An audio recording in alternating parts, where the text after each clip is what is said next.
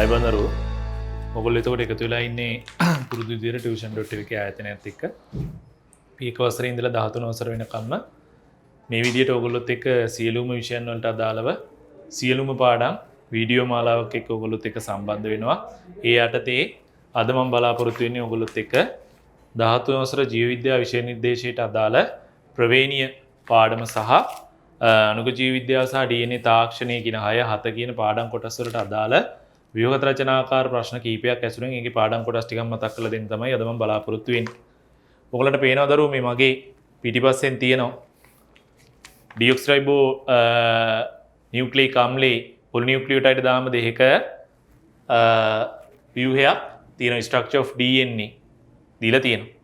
ඒතර මම ඔයගලන්ට මේ ප්‍රශ්න කතා කරන්න බලාපොරොත්තු 2006 ව්‍යුහගත රචනා A level ප්‍රශ්න පත්‍රයෙන් බලමු. පළවෙනි ප්‍රශ්න දරුවෝ මේ වගේ රූප සටහනක් දීලා මේකේ ABCDXY කියන සංඝටක නම් කරන්න කියලා තියෙනවා. සංඝටක නම් කරන්න කියලා තියෙනවා. හරි සංඝටක නම් කරන්න කියලා තියෙනවා. මේකේ චූටි අවුලක් තියෙනවා මම මේ දැන් ගත්ත රූපයක් නෙමෙයිනේ. ඒතකොට මේකේ මේක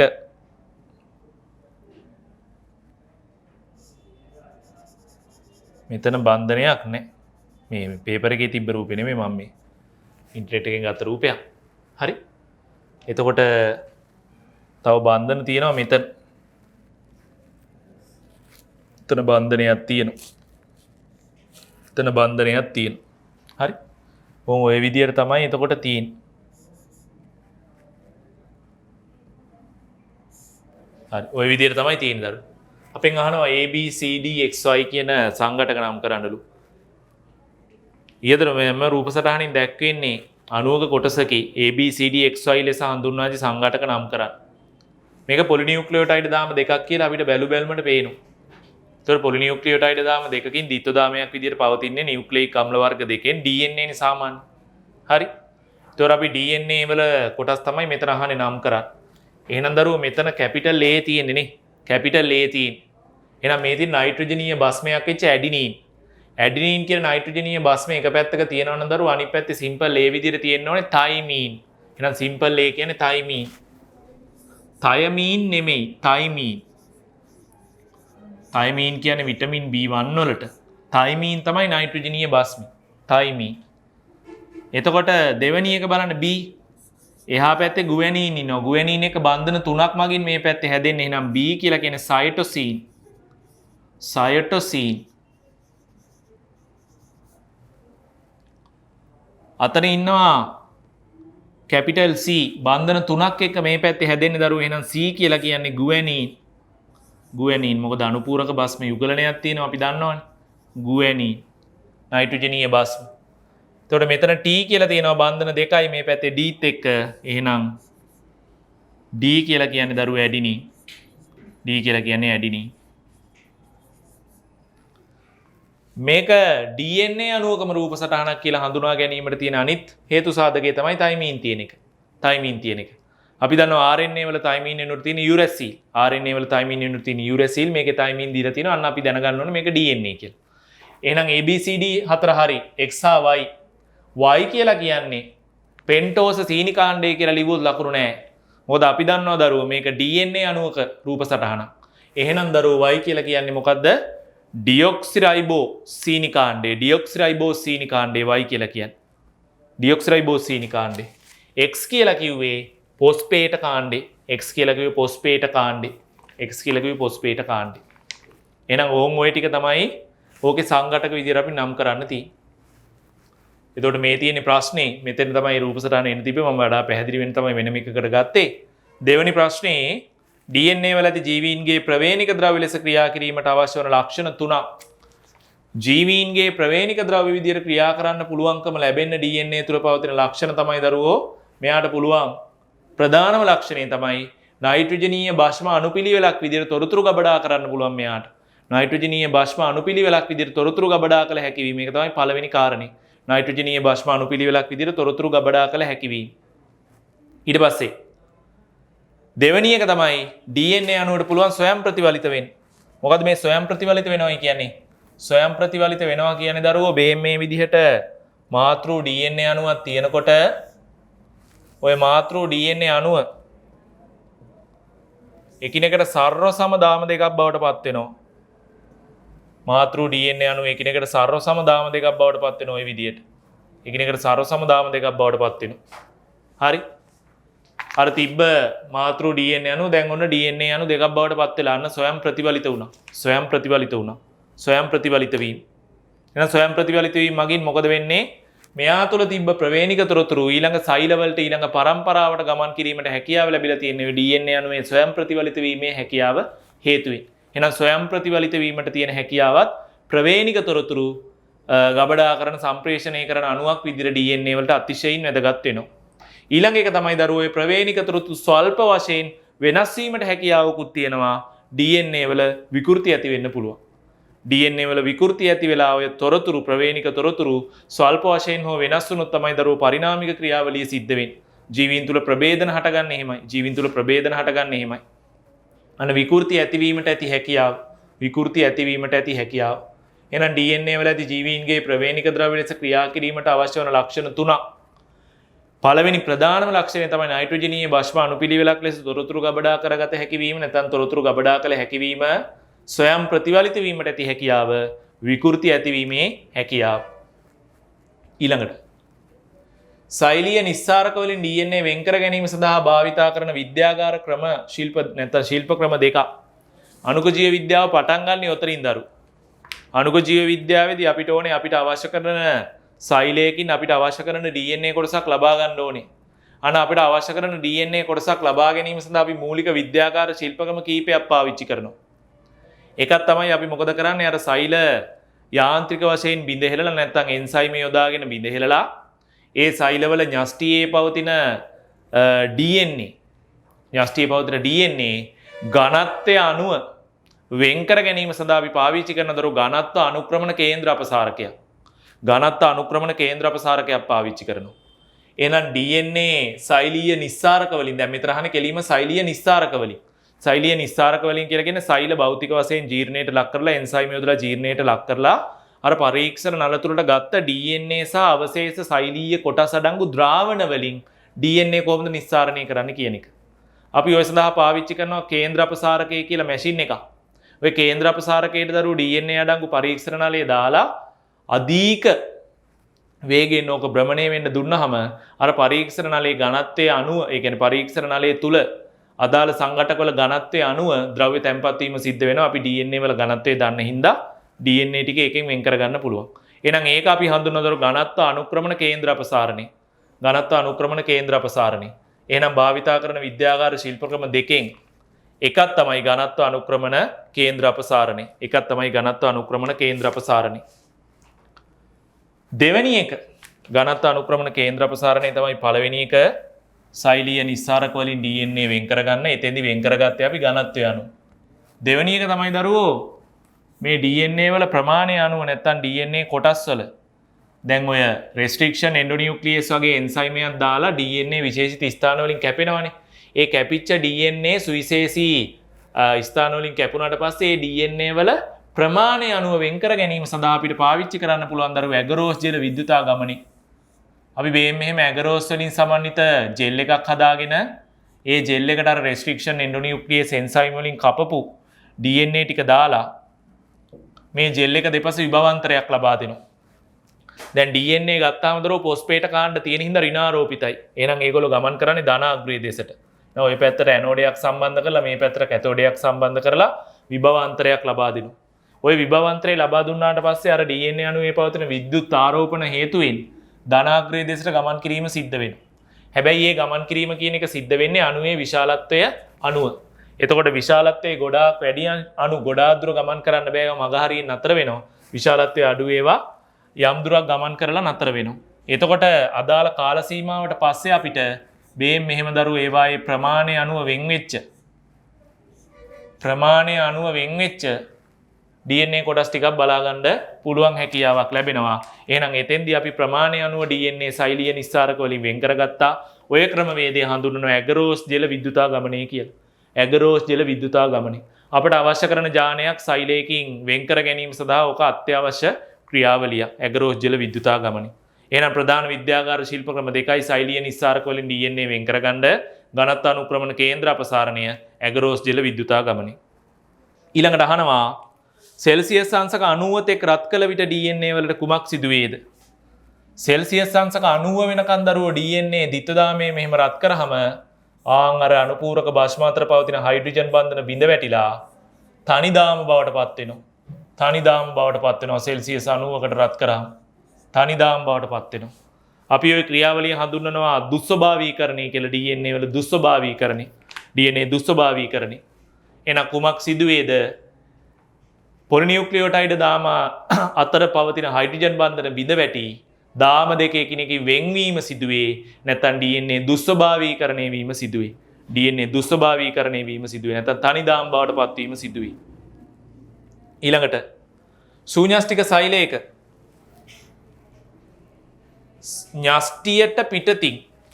න්‍යෂ්ටියට පිටතින් ශූන්‍යෂ්ටික සෛලයක න්‍යෂ්ටියට පිටතින් RNA දක්න ලැබෙන ස්ථාන දෙකක්. න්‍යෂ්ටියට පිටතින් RNA. දරු RNA පවතින රයිබෝසෝම වල පවතිනවානේ. RNA රයිබෝසෝම වල පවතිනනේ rRNA. RNA වල ප්‍රධාන වර්ග තුනයි. mRNA තියෙනවා, rRNA තියෙනවා, tRNA තියෙනවා. mRNA තියෙන්නේ න්‍යෂ්ටිය තුල. messenger RNA නෙයා තමයි ප්‍රෝටීන සංශ්ලේෂණය සඳහා ජානයට අදාළ පණිවිඩය අරගෙන යන්නේ. හරි? එතකොට එයා තියෙන්නේ න්‍යෂ්ටි. එතකොට රයිබෝසෝම තුල පවතින දරු රයිබෝසෝමී RNA. ඔය mRNA අණුවට ගිහිල්ලා ප්‍රෝටීන සංශ්ලේෂණ මධ්‍යස්ථානයේ වෙච්ච රයිබෝසෝමයේ තුල බැඳෙන්න ස්ථානයක් සකස් කරලා දෙන්නේ rRNA වලින්. එහෙනම් අන්න RNA පවතින එක් ස්ථානයක් තමයි දරු රයිබෝසෝමේ. න්‍යෂ්ටියට පිටතින්නේ රයිබෝසෝමේ. අනිත් ස්ථානය තමයි දරු සයිලෝප්ලාස්මේ. ওই සයිලෝප්ලාස්මේ තුල දරු tRNA කියලා අපි හඳුන්වන RNA වර්ගයක් තියෙනවා, ට්‍රාන්ස්ෆර් RNA කියන එක. ඒ tRNA මගින් තමයි ප්‍රෝටීන සංශ්ලේෂණයේදී අවශ්‍ය කරන ඇමයිනෝ අම්ල සයිලෝප්ලාස්මයෙන් රැගෙන ඒම සිද්ධ කරන්නේ. එහෙනම් සයිලෝප්ලාස්ම තුල තියෙනවා, රයිබෝසෝම තුල තියෙනවා. ඔයිටත් අමතරව දරුවා අපිට හරිත ලව සහ මයිටොකොන්ඩ්‍රියා ගන්නත් පුළුවන්. ඒවා තුලත් RNA පවතිනවා න්‍යෂ්ටියෙන් පිටත. හරි? හරි. ඊළඟට අහනවා ශූන්‍යෂ්ටික සෛලයක RNA සංශ්ලේෂණය වෙන ස්ථානයේ ශූන්‍යෂ්ටික සෛලයක දරුවා RNA සංශ්ලේෂණය කියන එක සිද්ධ වෙන්නේ කොයිදද? න්‍යෂ්ටිකාව තුල. ශූන්‍යෂ්ටික සෛලයක RNA සංශ්ලේෂණය කියන එක සිද්ධ වෙන්නේ න්‍යෂ්ටිකාව තුල. RNA සංශ්ලේෂණය කියන එක සිද්ධ වෙන්නේ න්‍යෂ්ටිකාව තුල. ඊට පස්සේ DNA සහ RNA අතර ව්‍යුහාත්මක වෙනස්කම් තුනක්. DNA සහ RNA අතර ව්‍යුහාත්මක වෙනස්කම් තුනක්. DNA සහ RNA අතර ව්‍යුහාත්මක වෙනස්කම් තුනක්. මේවා අපි සාමාන්‍යයෙන් දන්න දේවල්. DNA වල ඩියොක්සිරයිබෝස් සීනි තියෙනවා, RNA වල පෙන්ටෝස් සීනිකාණ්ඩ රයිබෝස් ව්‍යුහාත්මක වෙනසක්. DNA වල තයිමීන් තියෙනවා, RNA වල ඒ වෙනුවට තියෙන්නේ යුරැසිල්. හරි? DNA වල තයිමීන් තියෙනවා, RNA වල ඒ වෙනුවට තියෙන්නේ යුරැසිල්. DNA සාමාන්‍යයෙන් ද්විතදාම විදියට තියෙනකොට RNA තියෙන දරු තනිදාම විදියට. RNA තියෙන තනිදාම විදියට. අන්න වෙනස්කම්. ව්‍යුහාත්මක වෙනස්කම්, ස්වරූපයේ වෙනස්කම්. ඊළඟට RNA වල කෘත්‍යයන් තුනක්. RNA වල කෘත්‍යයන් තුනක් අහනවා. RNA දායක වෙනවා දරුවෝ රයිබෝසෝම සෑදීම සඳහා දායක වෙනවා rRNA. රයිබෝසෝම සෑදීමට දායක වෙනවා. ඊට අමතරව ජාන තුල පවතින ප්‍රවේණික තොරතුර ප්‍රෝටීන සංශ්ලේෂණයේදී ජාන තුල පවතින ප්‍රවේණික තොරතුර රයිබෝසෝමයේ වෙතට රැගෙන යාම සඳහා mRNA අණුව තමයි දායක වෙන්නේ. එහෙනම් DNA අණුවක ජානවල වූ තොරතුර රයිබෝසෝම වෙත පරිවහණය. ඒකත් RNA වල කෘත්‍යයක්. ඊට පස්සේ තව කෘත්‍යයක් තමයි දරුවෝ එම තොරතුරු වලට අදාළව සයිලෝප්ලාස්මයේ ඉඳලා ඇමයිනෝ අම්ල රයිබෝසෝමයේ වෙතට පරිවහණය කරන්නේ RNA වලින්. හරි? එහෙනම් සයිලෝප්ලාස්මයේ සිට ඇමයිනෝ අම්ල රයිබෝසෝමයේ වෙතට පරිවහණය. ඇමයිනෝ අම්ල රයිබෝසෝමයේ වෙතට පරිවහණය. ඊටත් අමතරව සමහර වෛරස වර්ගවල ප්‍රවේණික ද්‍රව්‍ය විදිහට දරුවෝ ඒ RNA ක්‍රියා කරනවා. සමහර වෛරස වර්ගවල ප්‍රවේණික ද්‍රව්‍ය විදිහට RNA ක්‍රියා කරනවා. එතකොට දරුවා RNA වල කෘත්‍ය. ඊළඟට අහනවා නියුක්ලියෝටයිඩ් එක අත්‍යවශ්‍ය සංඝටක තුනක්. නියුක්ලියෝටයිඩ් එක අත්‍යවශ්‍ය සංඝටක තුනක් අහනවා. නියුක්ලියෝටයිඩ් එක අත්‍යවශ්‍ය සංඝටක තුනක්. නියුක්ලියෝටයිඩ් එකක් කියලා කියන්නේ ඔය පොලිනියුක්ලියෝටයිඩ් දාමයක මූලික තැනුම් ඒකකයක්. නියුක්ලියෝටයිඩයක් ගත්තාම නියුක්ලියෝටයිඩයක් සමන්විත වෙන්නේ බේම් මෙහෙම පෙන්ටෝස සීනි කාණ්ඩයක් තියෙනවා. ඒකත් එක්ක බැඳිච්ච නයිට්‍රජනීය භස්ම කාණ්ඩයක් තියෙනවා. බේම් මෙතන සම්බන්ධ වෙච්ච ෆොස්ෆේට කාණ්ඩයක් තියෙනවා. එතකොට මෙතන කාබන් 5යි. එහෙනම් මෙන්න ප්‍රධාන කාණ්ඩ 3. නයිට්‍රජනීය භස්ම කාණ්ඩේ, පෙන්ටෝස සීනි කාණ්ඩේ, ෆොස්ෆේට කාණ්ඩේ. නියුක්ලියෝටයිඩ් එක ප්‍රධාන සංඝටක තුන නයිට්‍රජනීය භස්ම, ෆොස්ෆේට කාණ්ඩය සහ පෙන්ටෝස සීනි කාණ්ඩය. ඊළඟට අහනවා DNA සහ RNA වල අඩංගු නොවන නියුක්ලියෝටයිඩ් තුනක් නම් කර ඒවායේ කෘත්‍යයන්. අපිට ඒ වගේ ඒවා කීපයක් හම්බෙනව නේද? සාර ශක්ති වාහකයා වෙච්ච ATP කියලා කියන නියුක්ලියෝටයිඩයක් ඇඩිනොසින් ට්‍රයිෆොස්ෆේට්. එහෙනම් ATP ඔතෙන් ලිව්වේ හැකි DNA වලවත් RNA වලවත් අඩංගු වෙන්නේ නැහැ ATP. ATP වල කෘත්‍ය තමයි දරුවෝ ශක්තිය නිදහස් කිරීම නැත්නම් ශක්තිය ගබඩා කිරීම, සාර ශක්ති වාහකයා ලෙස ක්‍රියා කිරීම. හරි? එහෙනම් ඒක එකක්. තව තියෙනවා NAD. හයිඩ්‍රජන් වාහක විදියට ක්‍රියා කරනවා. ඔය ඉලෙක්ට්‍රෝන පරිවහන දාමේදී එහෙම අපිට හම්බෙනවා. ඉලෙක්ට්‍රෝන වාහක නැත්නම් හයිඩ්‍රජන් වාහක විදියට ක්‍රියා කරනවා. ඊළඟට FAD ඒත් හයිඩ්‍රජන් වාහක ඉලෙක්ට්‍රෝන වාහක විදියට ක්‍රියා කරනවා. හයිඩ්‍රජන් වාහක ඉලෙක්ට්‍රෝන වාහක විදියට ක්‍රියා කරනවා. ඒත් හම්බෙන්නේ අපිට ඉලෙක්ට්‍රෝන පරිවහන දාමේදී. එතකොට දරුවෝ ATP, NAD, FAD කියන ওই නියුක්ලියෝටයිඩ RNA හෝ DNA වල හම්බ වෙන්නේ නැහැ. අපිට ඒවට අමතරව හම්බ වෙන නියුක්ලියෝටයිඩ වර්ග 3. ඊට පස්සේ අහනවා ශූන්‍යෂ්ටික වර්ණ දේහයක ව්‍යුහාත්මක සංඝටක දෙක. ශූන්‍යෂ්ටික වර්ණ දේහයක ව්‍යුහාත්මක සංඝටක දෙක. ශූන්‍යෂ්ටික වර්ණ දේහයක් දරුවෝ සකස් වෙන්නේ ওই වර්ණ දේහවල ව්‍යුහ නිර්මාණය කියන එකේදී ශූන්‍යෂ්ටික වර්ණ දේහයක් සකස් වෙන්නේ අර දිගු DNA අණුවක්. මෙහෙම පවතින දිගු DNA අණුවක් හිස්ටෝන ප්‍රෝටීන කියලා අපි හඳුන්වන ප්‍රෝටීන ඒකක වටා එතීමෙන් ප්‍රෝටීන ඒකක 8ක් වටේට එතෙනවා. නියුක්ලියෝසෝම කියලා අපි හඳුන්වන ඒකක ඇති කරන ඕන් ඔය ප්‍රෝටීන ඒකක වටා එතීමෙන් තමයි දරුවෝ බේම් මෙහෙම අපිට පේන වර්ණ දේහ බවට පත් වෙන්නේ. එහෙනම් වර්ණ දේහවල ප්‍රධාන සංඝටක දෙකයි DNA සහ හිස්ටෝන ප්‍රෝටීන. DNA සහ හිස්ටෝන ප්‍රෝටීන ශූන්‍යෂ්ටිකනේ අහලා තියෙන්නේ. මිනිස් ශුක්‍රාණුක න්‍යෂ්ටියක ඇති වර්ණ දේහ සංඛ්‍යාව. ශුක්‍රාණුක න්‍යෂ්ටියක් නැත්නම් ශුක්‍රාණු සෛලයක් ඇති වෙන්නේ අපි දන්නවා දරුවෝ ඌණ විභාජනෙන්. ශුක්‍රාණු මාතෘ සෛලයේ වර්ණ දේහ 46ක් තියෙනවා. ඒ ශුක්‍රාණු මාතෘ සෛලයේ වර්ණ දේහ 46ක් තිබිලා ශුක්‍රාණු මාතෘ සෛල ඌණ විභාජනයට ලක් වෙලා තමයි ශුක්‍රාණු සෛල ඇති කරන්නේ. ශුක්‍රාණු සෛල ඇති වෙන්නේ එහෙනම් දරුවෝ ඌණ විභාජනයෙන් නම් මොකද වෙන්නේ? පැවතිය යුතු වර්ණ දේහ සංඛ්‍යාව අර්ධයක් දක්වා ඌණේදී අඩු වෙනවා. එහෙනම් වර්ණ දේහ 46ක් තිබ්බනම් ශුක්‍රාණු සෛලයක තියෙන වර්ණ දේහ 23යි. ඒක ගුණයි ජම්මාණු සෛල නේද? ජම්මාණු සෛල ඒක ගුණයි. ඒකනේ ශුක්‍රාණු සෛල වල වර්ණ දේහ 23යි. අනිත් පැත්තෙන් අම්මාගෙන් එන ඩිම්බ සෛල වල වර්ණ දේහ 23යි. 23 එකතු වෙලා අනාගත යුක්තාණුවේ වර්ණ දේහ 46ක් හැදෙනවා. අනදරුවෝ ශුක්‍රාණුක න්‍යෂ්ටියක ඇති වර්ණ දේහ සංඛ්‍යාව 23යි. ශුක්‍රාණුක න්‍යෂ්ටියක තියෙන වර්ණ දේහ සංඛ්‍යාව 23යි. ඊට පස්සේ කෝඩෝනයක් යන කුමක්ද කියලා අහනවා. හරි. මේ කෝඩෝනයක් කියලා කියන්නේ මොකක්ද?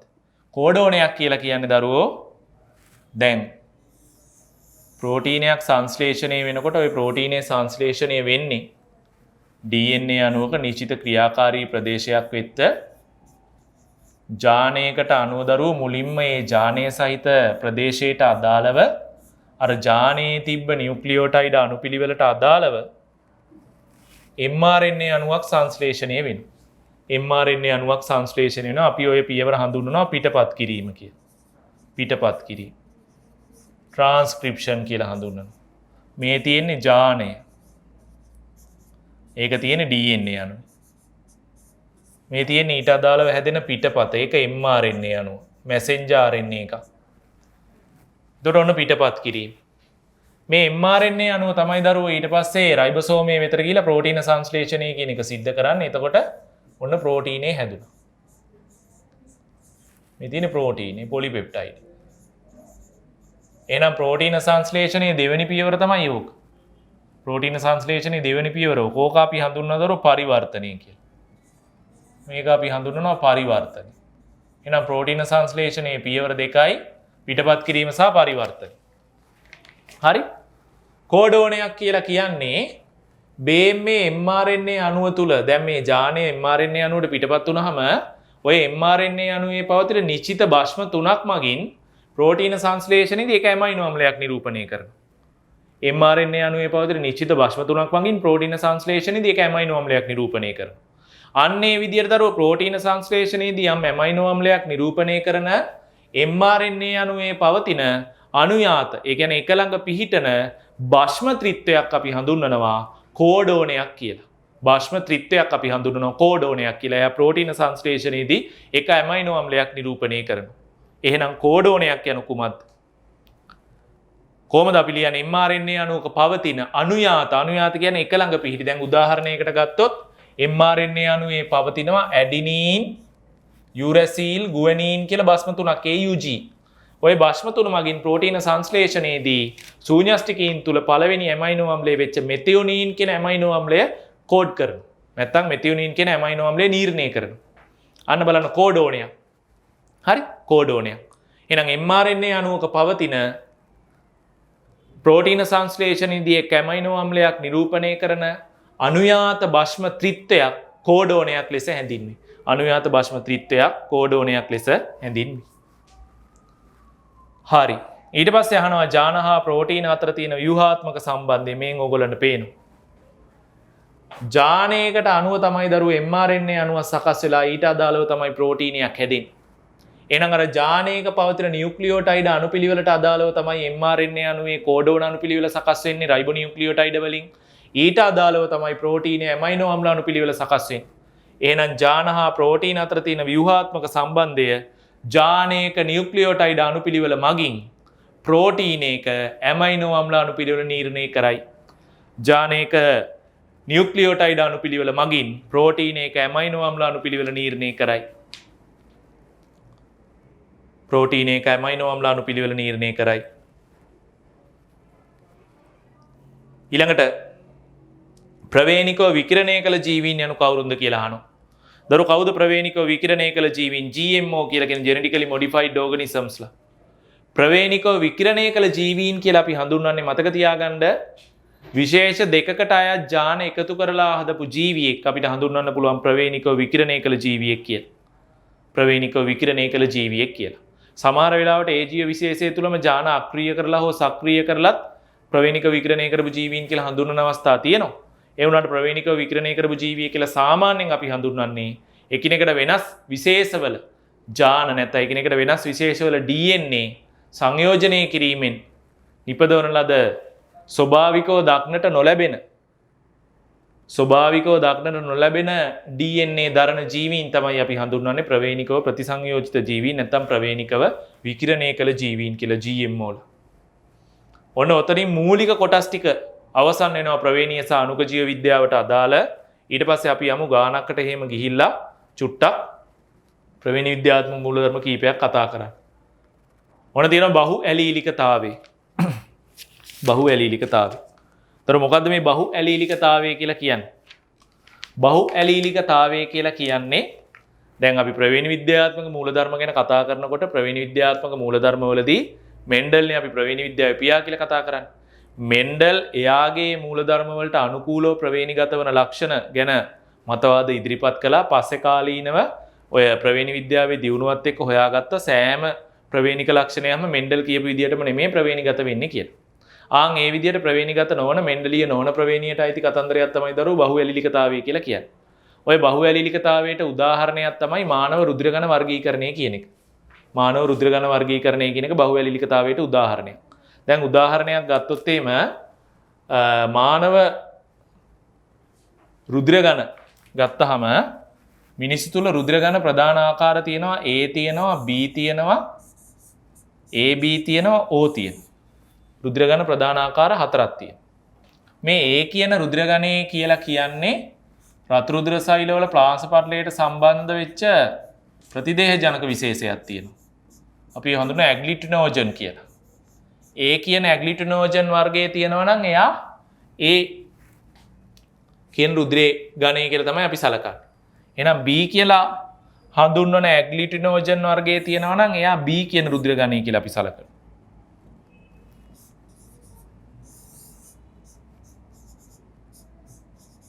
මෙයා B රුධිර ගණය දරන.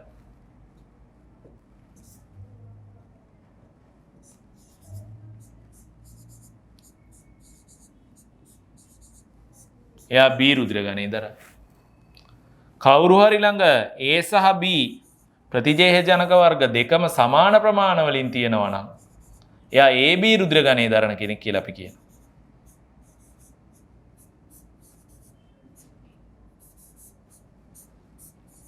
එයා AB රුධිර ගණය දරන කෙනෙක්. කවුරු හරි ළඟ AB ප්‍රතිදේහ ජනක වලට අදාළව එකක්වත් නැත්නම් රතු රුධිර සෛල වල ප්ලාස්ම පටලය එයා O රුධිර ගණය සහිත කෙනෙක් කියලා සලකනවා.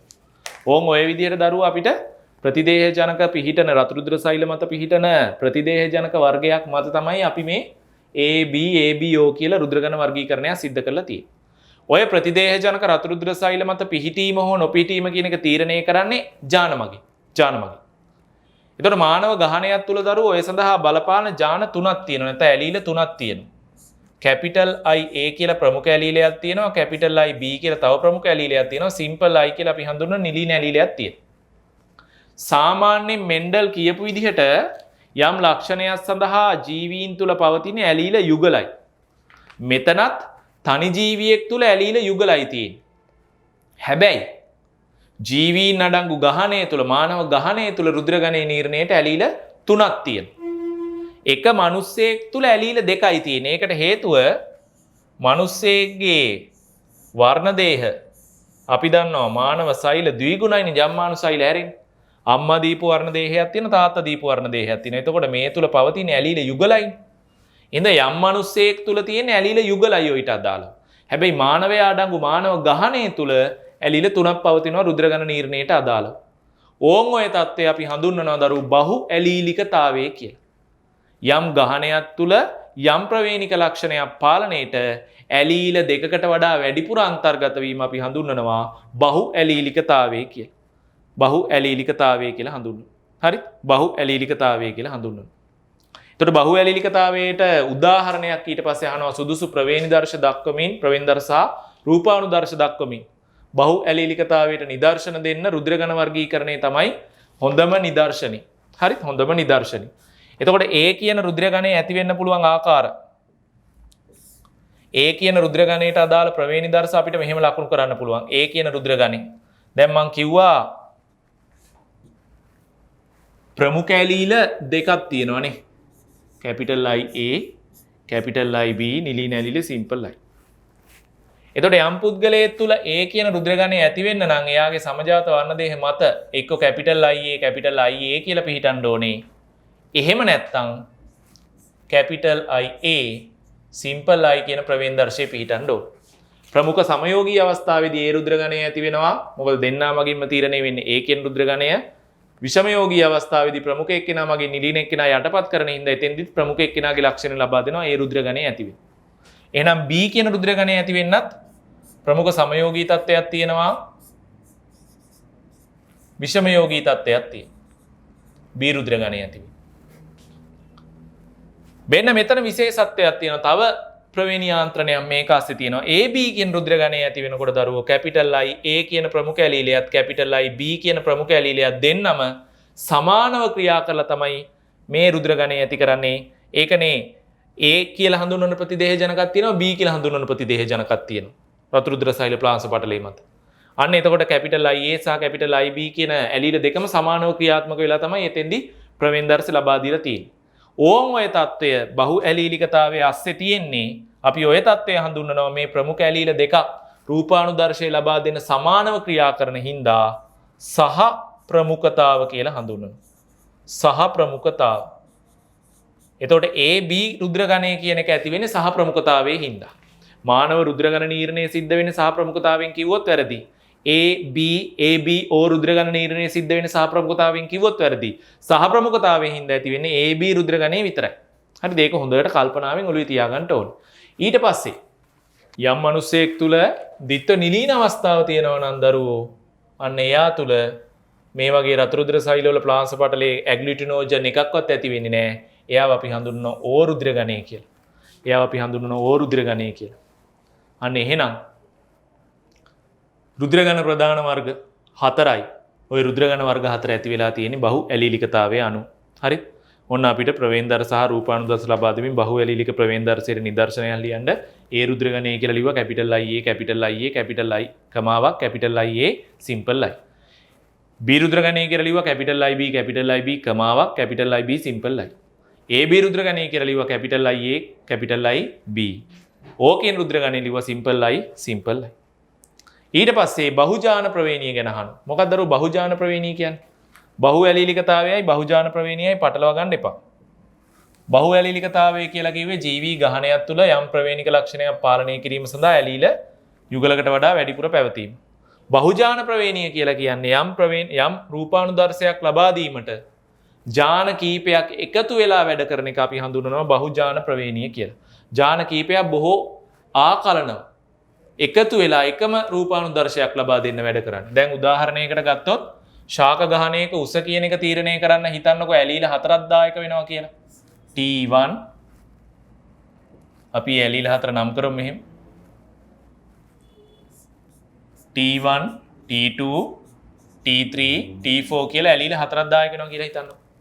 ඔය ඇලීල 4 පිහිටනකොට මෙහෙම තිබුණොත් කැපිටල් T1 කැපිටල් T1 ඇයි මේ හැම එකම මේ හතරම තියෙන දරුවෝ මතක තියාගන්න එකිනෙකට වෙනස් පතවලේ කියන්නේ එකිනෙකට වෙනස් සමජාත වර්ණ දේහවල විවිධ ස්ථානවල තමයි මේගොල්ලෝ තියෙන්නේ. එහෙනම් හැම එකටම වෙන වෙනම ඇලීල යුගල ගානේ තියෙනවා. එහෙනම් T1 T1 T2 T2 T3 T3 T4 T4 කියලා තිබ්බොත් සමජාත වර්ණ දේහ හැම එකෙම උසට අදාළව ප්‍රමුඛ ඇලීල පවතී. ඔයිට වඩා ඔය උසට බලපාන්නේ ඔය ඇලීල 4 විතරක් නම් ඔය ජාන 4 විතරක් නම් මේ ශාක ගහණය තුල මීට වඩා උසට අදාළ ඇලීල උසභාවය ඇති කරන්න පිහිටන්න විදිහක් නැහැ. උසභාවය ඇති කරන්න උසට අදාළ ඇලීල පිහිටන්නේ ඔය විදිහ විතරයි උපරිම ආකාරයෙන් මං කියන්නේ. උපරිම උසක් ඇති කිරීම සඳහා දායක වෙන්නේ ඕම් ඔය වෙලාවේදීනේ. මොකද මෙතෙන්දී ඇලීල 8ම උස කියන ලක්ෂණය ඇති කරන්නේ. එහෙනම් මේ වෙලාවේදී මේ ශාක ගහණේ මේ විදිහේ රූප ප්‍රවේණි දර්ශයක් තියෙනවා නම් එයාගේ රූපානුදර්ශයේ දරුවෝ උපරිම උස. එයා තමයි මේ ශාක ගහණය තුර උපරිම උස ශාකය. යම් ශාකයක් ඉන්නවා මෙහෙම T1 T1 T2 T2 T3 T3 T4 T4 අනේ එකක් නිලීනයි. දැන් දරුවෝ කලින් තරම් උස නැහැ. කලින් තරම් උස නැහැ. මොකද එක්කෙනෙක්ගේ නිලීන බලපෑමක් තියෙනවා. එහෙනම් එයා යම් තාක් දුරකට උස. හරි? උස. ඕන් ඔය විදිහට ජාන රාශියක් මගින් එකම රූපානුදර්ශයක් ලබා දෙනවා නම් ආන් ඒ ලක්ෂණ අපි කතා කරනවා දරුවෝ බහුජාන ප්‍රවේණිය කියලා. මේ ජාන ගොඩක් බලපානවා. ওই බහුජාන ප්‍රවේණියක් පවතින ලක්ෂණ වල තියෙන සුවිශේෂී තත්ත්වය තමයි අදාළ ගහණය තුල ලක්ෂණේ පැතිරීමක් තියෙනවා. ගහණය තුල ලක්ෂණේ මේ වගේ පැතිරිලා යනවා. ගහණය තුල ලක්ෂණේ පැතිරීමක් තියෙනවා. ගහණය තුල ලක්ෂණේ පැතිරීමක් තියෙනවා. මේ බලන්න. දැන් මෙහෙම අවස්ථාවක් හිතන්නකො. T1 T1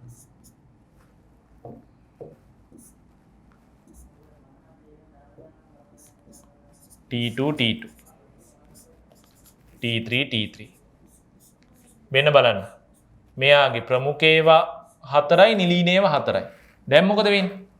දැන් එයාගේ තියෙන්නේ අතරමැදි උසක්. අතරමැදි උසක්. මෙහෙම හිතන්න. හැම එකම නිලීනයි. T1 T1 T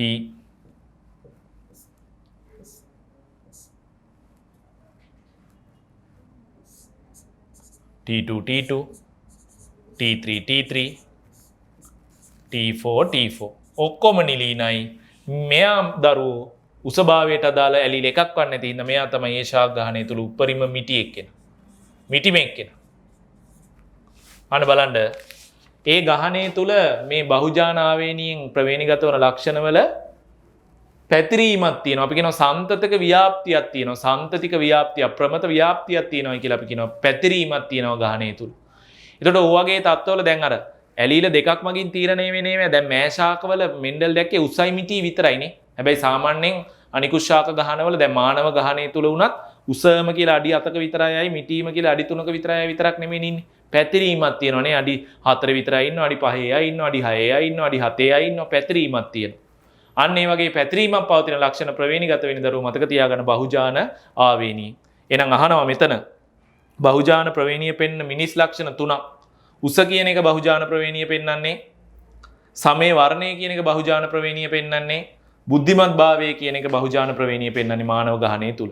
මොකද සමේ වර්ණයට සුදුම හුණු කෑල්ල වගේ සුදු අයවත් අඟුරු කෑල්ල වගේ කළු අයවත් කියලා එහෙම ඉන්න ප්‍රමාණ ගොඩාක් අඩුයි. පැතිරීමක් තියෙනවානේ. බුද්ධිමත් භාවයත් එහෙමයි. සුපිරි තත්ත්වයේ සහ බුද්ධිය නැතිවීම මට්ටමේ අය ගොඩාක් අඩුයි. පැතිරීමක් තමයි තියෙන්නේ. ප්‍රමත ව්‍යාප්තිය ප්‍රමත වක්‍රයක් අපිට දක්නට ලැබෙනවා.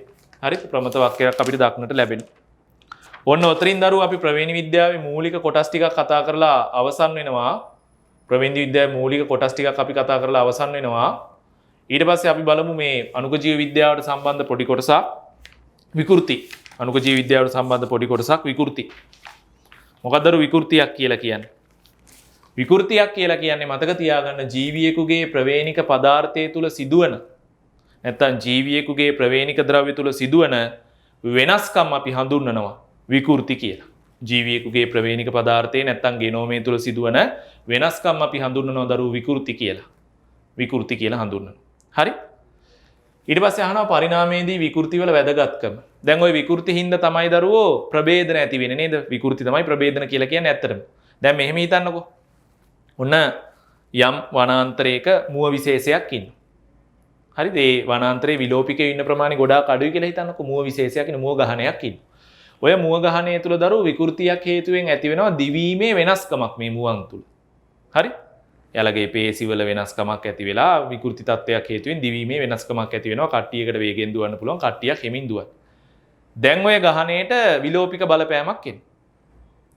විලෝපික බලපෑම ඒමත් එක්ක මොකද වෙන්නේ? අර විලෝපිකයාට පහසුවෙන් ගොදුරු වෙනවා දරුවෝ අර ගහනේ සෙමින් දුවන කට්ටිය. සෙමින් දුවපු අය පහසුවෙන් ගොදුරු වෙනවා විලෝපිකයාට. වේගයෙන් දුවන අය මොකද වෙන්නේ? අර විලෝපිකයාගෙන් බේරිලා අන්න පරිසරය තුල ඉතුරු වෙනවානේ. පරිසරය තුල ආරක්ෂා වෙනවා. අන්න එතකොට දරුවෝ ප්‍රජනනය සඳහාත් වැඩි වශයෙන් ඉතුරු වෙන්නේ වේගයෙන් දුවපු කට්ටිය. දැන් මේ වේගයෙන් දුවපු කට්ටියට හිතකර උනේ අර වේගයෙන් දිවීමට හැකියාව ලැබිච්ච එකනේ.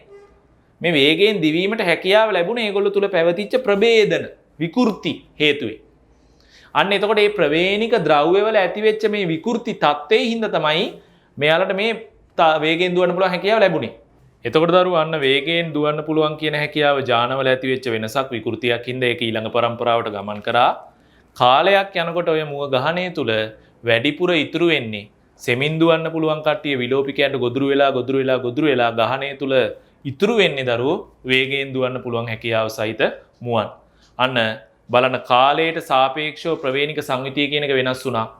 සෙමින් දිවීමට අදාළ ජාන ගහණය තුලින් ඉවත් වෙලා ගියා. මොකද ඒවා අනුචිත ජාන. පරිසරයේ ඉතුරුනේ උචිතම ජීවීන් වෙච්ච වේගයෙන් දුවන්න පුළුවන් ජීවීන්. අන්න දරුවෝ පරිණාමය වුණා. කාලයත් සමග ප්‍රවේණික සංයුතිය වෙනස් වුණා කියන්නේ සරලව ගත්තොත් පරිණාමය. අන්න පරිණාමයේ සඳහා නම් දරුවෝ දායක වුණේ අර ඇතිවෙච්ච විකෘතිය. එහෙනම් පරිණාමයේදී විකෘති වල වැදගත්කම තමයි අර මෙහෙම ලිව්වනම් බලාගන්න විකෘති හේතුවෙන් ඇතිවන නව ප්‍රභේදන පරිසරයට වඩාත් ගැළපෙන ප්‍රභේදන නම් ඒවා මගින් පරිසරයට වඩා සුදුසු ජීවීන් ඇති කරන අතර එය ගහණයක පරිණාමයට හේතු වේ. විකෘති තමයි දරුවෝ ඩාවින්ගේ ස්වභාවික වර්ණවාදයේ මූල බීජය වෙන්නේ නේද? විකෘති තමයි ඩාවින්ගේ ස්වභාවික වර්ණවාදයේ මූල බීජය වෙන්නේ. හරි. ඊට පස්සේ අහනවා මිනිසුන් තුල පවතින විකෘති හේතුවෙන් ඇතිවන ප්‍රවේණික ආබාධ තුනක් විකෘති වර්ගද සමග දක්වන්න. හරි. විකෘති අපිට මේ විදිහට වර්ග කරන්න පුළුවන්.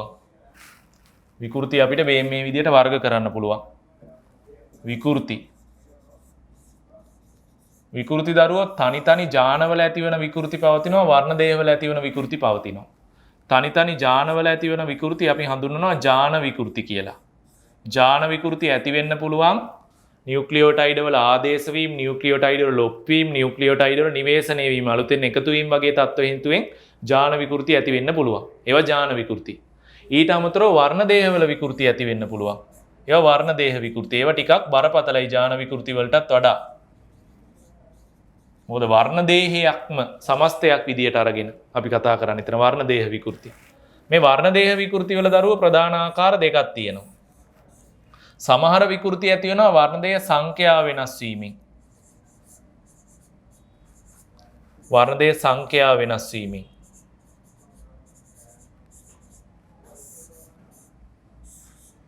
සමහර විකෘති ඇති වෙනවා වර්ණ දේහ වල ව්‍යුහය වෙනස් වීමෙන් කොටසක් කැඩිලා ඉවත් වෙන්න පුළුවන්. කැඩිලා ඉවත් වෙච්ච කොටසක් නැවත 180කින් හැරිලා සම්බන්ධ වෙන්න පුළුවන්. කැඩිලා ඉවත් වෙච්ච කොටසක් වෙනත් වර්ණ දේහයක් මත තැන්පත් වෙන්න පුළුවන්. කැඩිලා ඉවත් වෙච්ච කොටසක් සමජාත වර්ණ දේහයේ මත තැන්පත් වෙන්න පුළුවන්. ඕ වගේ ව්‍යුහය වෙනස් වෙනවා. සංඛ්‍යා වෙනස් වීම නිසා ඇතිවන විකෘති ආය කොටස් දෙකකට බෙදන්න පුළුවන්. විෂම ගුණකතාවය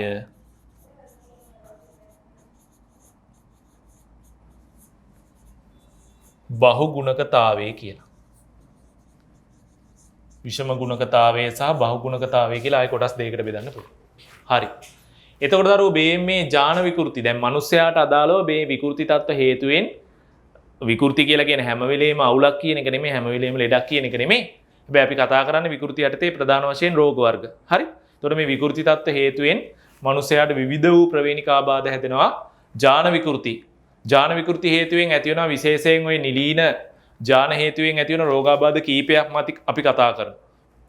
එකක් තමයි දරුවෝ ඔය X වර්ණ දේහය තුල ඇති වෙන නිලීන ජානයක ප්‍රකාශනයක් හේතුවෙන් හිමෝෆීලියාව ඇති වෙනවා. ඒක X ප්‍රතිබද්ධ නිලීන ලක්ෂණයක්. හිමෝෆීලියාව රුධිරයේ කැටි ගැහෙන්නේ නැහැ. ඒක එතකොට ජාන විකෘතියක්. නිලීන ජානයකින්ද ඇති වෙන්නේ හිමෝෆීලියාව. එහෙනම් ඒක අපිට ලියන්න පුළුවන්. හිමෝෆීලියාව විකෘති වර්ගයේ ජාන විකෘති. හරි? ඊට පස්සේ තව X වර්ණ දේහයේ මත පිහිටන ඔය රතු සහ කොළ පාට එකිනෙකින් වෙන් කර හඳුනා ගැනීමට බැරි තත්ත්වයක් ඇතිවන X වර්ණ දේහයේ මත පිහිටන ජානයක සිදුවන විකෘතියක් හේතුවෙන් නිලීන ජානයක් හේතුවෙන් ඇතිවන රෝගයක් තියෙනවා. අපි ඒක හඳුන්වනවා රතු කොළ වර්ණාන්ධතාවය කියලා. ඒකත් ජාන විකෘතියක්. ඒකත් ජාන විකෘතියක් නිලීන ජානයක් හින්දා තමයි ඇති වෙන්නේ. ඊට අමතරව ඇලිභාවය කියලා කියන්නේ ජාන විකෘතියක් දරුවෝ. ඒක දෛහික වර්ණ දේහයක සිදුවන ජාන විකෘතියක් ඇලිභාවය. හරිද? ඒවත් ජාන විකෘති. ඊළඟට තැලසීමියාව කියලා කියන්නේ ජාන විකෘතියක්. තැලසීමියාව කියලා කියන්නේ ජාන විකෘතියක්. සිස්ටික් ෆයිබ්‍රෝසිස් ඔය යුරෝපීය කරේ රටවල් වල පුද්ගලයින්ට හැදෙන මේ ශ්ලේෂ්මල වඩාත් ඝන වැලෙන සුළු ශ්ලේෂ්මල ශ්‍රාවීමේ රෝගී තත්ත්වයක් සිස්ටික් ෆයිබ්‍රෝසිස් ජාන විකෘතියක්. නිලින් ජාන විකෘති. ඊළඟට හන්ටින්ඩන්ගේ රෝගය කියලා ප්‍රමුඛ ජාන විකෘතියක් පවතිනවා දරුවෝ ඔය මොලේ නියුරෝන සෛලවල ඇතිවන විකෘති තත්ත්වයක් මාරාන්තික රෝගී තත්ත්වයක්. ඒක ප්‍රමුඛ ජානයක් හේතුවෙන් ඇතිවන විකෘතියක්. ඒකත් ජාන විකෘති. ඒව දරුවෝ ඔක්කොම මේ ජාන විකෘති යටතේ අපි කතා කරන්නේ. ඊට පස්සේ වර්ණ දේහ විකෘති. මේ වර්ණ දේහ විකෘති වර්ණ දේහ සංඛ්‍යාව වෙනස් වීම සහ ව්‍යුහය වෙනස් වීම කියන ආකාර දෙකටම සිද්ධ වෙන්න පුළුවන්. ප්‍රධාන වශයෙන් අපි කතා කරන්නේ වර්ණ දේහ සංඛ්‍යාව වෙනස් වීම මත. මේ වර්ණ දේහ සංඛ්‍යාව වෙනස් වීම කියන එක විෂම ගුණකතාවයයි බහු ගුණකතාවයයි කියලා ප්‍රධාන කාණ්ඩ දෙකකට කඩලා තියෙනවානේ.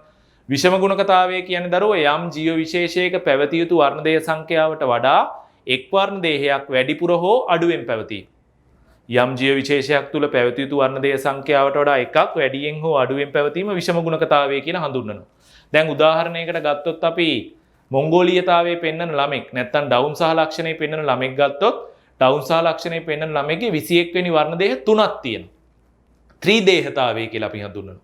එතකොට එයාගේ සමස්ත වර්ණ දේහ සංඛ්‍යාව 46යි. තව එකක් තියෙනවා 46 දන 1 47යි.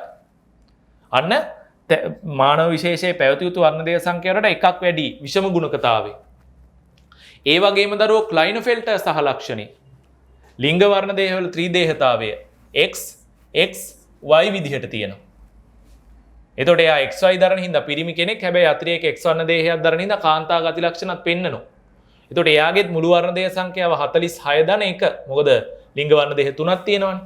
ලිංග වර්ණ දේහවල ත්‍රිදේහතාවය ක්ලයිනෆෙල්ටර් සහ ලක්ෂණේ විෂම ගුණකතාවය. ඒකත් වර්ණ දේහ විකෘතියක්. එහෙනම් වර්ණ දේහ විකෘති වලට උදාහරණ ලියන්න පුළුවන් ඩවුන් සහ ලක්ෂණය නැත්නම් මොංගෝලීයතාවය, ක්ලයිනෆෙල්ටර් සහ ලක්ෂණය. තව තත්ත්වයක් තියෙනවා දරු ටර්නර් සහ ලක්ෂණය. අපි X නෝට් කියලා කතා කරනවා. එක X වර්ණ දේහයයි තියෙන්නේ. ලිංග වර්ණ දේහ වලින් එකයි තියෙන්නේ. එතකොට එයාගේ මුළු වර්ණ දේහ සංඛ්‍යාව 45යි. 46 රින 1. මෙතන 46 දන 1. එතකොට පැවතිය යුතු මුළු වර්ණ දේහ සංඛ්‍යාවට වඩා එකක් වැඩියෙන් හෝ අඩුවෙන් පැවතීම අපි කතා කරන්නේ විෂම ගුණකතාවයක් කියලා. විෂම ගුණකතාවයක් කියලා. බහු ගුණකතාවය සතුන් තුල බහුල වශයෙන් මාරකයි දරුවෝ බහු ගුණකතාවය. බහුගුණකතාවය කියලා කියන්නේ ගුණක මට්ටම වැඩි වෙනවා. දැන් අපි දන්නවනේ සාමාන්‍යයෙන් ද්විගුණයිනේ ජීවීන්. මවගෙන් සහ පියාගෙන් ලැබිච්ච වර්ණ දෙක කට්ටල යුගලක් දර. බහුගුණකතාවය කියලා කියන්නේ මේ ද්විගුණ නෙමෙයි. ත්‍රිගුණ වෙන්න පුළුවන්, සිව්ගුණ වෙන්න පුළුවන්, ඒ චතුර්ගුණක වෙන්න පුළුවන්, මොනවද ෂඩ්ගුණක වෙන්න පුළුවන්. ඒ වගේ ගුණක මට්ටම වැඩි වෙනවා. ඔක ශාක තුල සුලභයි, සතුන් තුල මාරක තත්ත්වයක් ඇති කරනවා. එතකොට දර උතන අහන ප්‍රශ්නේ මිනිසුන්ට ඇතිවන ඇතැම් ප්‍රවේණිකාබාධ විකෘති ලෙස ප්‍රවේණිගත වේ. එවැනි ප්‍රවේණිකාබාධ තුනක් ඒවායේ විකෘති වර්ගයේද සඳහන් කරමින් දක්වන්න ඔන්න අපිට පෙන්වන්න පුළුවන්. එතකොට